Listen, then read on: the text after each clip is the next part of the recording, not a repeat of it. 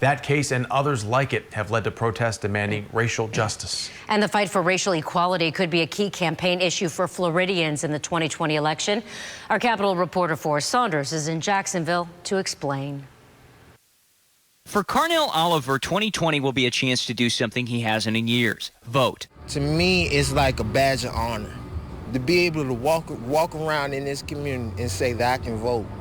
That means a whole lot. The Jacksonville man, a former felon, one of about 67,000 Floridians able to register this year under Amendment 4, passed in 2018. I don't take it lightly. But it didn't come easy thanks to a ruling requiring financial obligations be met first. Oliver's scrambling to find $1,200 for restitution following his burglary conviction. They want to keep their foot on our necks instead of giving us our liberation and have in search of equality. That fight for equal rights playing a role in voters' decisions this year, especially in communities with a large black population like Jacksonville. People have to come together and stand up for what's right. Pastor R.L. Gundy has spent years working to increase black turnout in Florida. We've been doing this for a while, trying to make a difference. 2018 seeing success, a near 20-point jump in Duval County alone compared to 2014. The typically red area turning purple as blacks overwhelmingly vote Democrat. I would say we've been pretty successful getting people out to vote.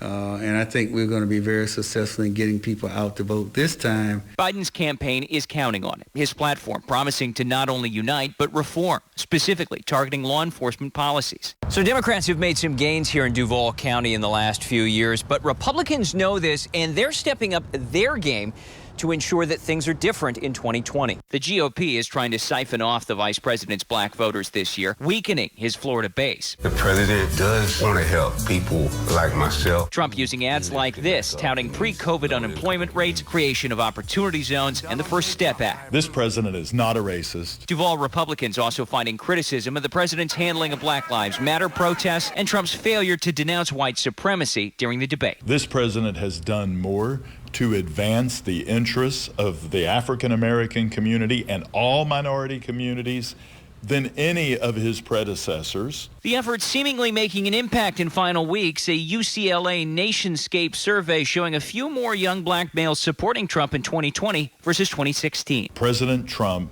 is going to win this election. It could be enough to tip the scales in the Sunshine State, expecting a razor-thin victory margin where every vote counts. We have problems, and they're real. Including Oliver's, who feels he's finally gotten his voice back and is ready to be heard.